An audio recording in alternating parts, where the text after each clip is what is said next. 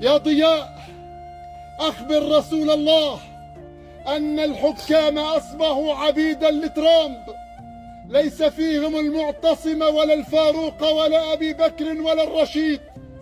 يا ضياء، أخبر رسول الله أن جيوشنا بها العتاد، ولكن ليس فيها لا خالد ولا المثنى ولا الحارث ولا القعقاع ولا بيازيد ولا المعتصم ولا صلاح الدين ولا قطز. يا ضياء، أخبر رسول الله، أخبر رسول الله أن العلماء ما ورثوا دينك ولا ورثوا ميراث النبوة، إنما ورثوا رواتب السيسي وبن سلمان. أخبر رسول الله أن جيش الكنانة الذي وصيت بهم يا رسول الله يحاصروننا، يمنعون عنا الطعام والماء ويسلموننا ليهود.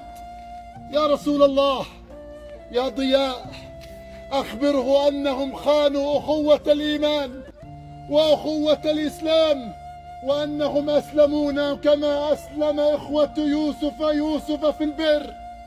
يا ضياء، لا تثريب عليك، فمثلك لم يبع هذه الأرض من أجل حفنة من الأموال ولا رواتب من السلطان ولا جنسية أمريكية تفتخر بها في السوشيال ميديا، ونحن نقتل ونذبح على مقصلة الرباط.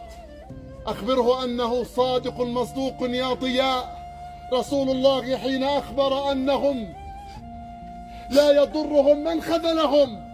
خذلونا يا رسول الله، خذلنا الشيوخ والحركات والدعاة والجيوش، خذلتنا أمة تعدادها أكثر من 2 مليار مسلم.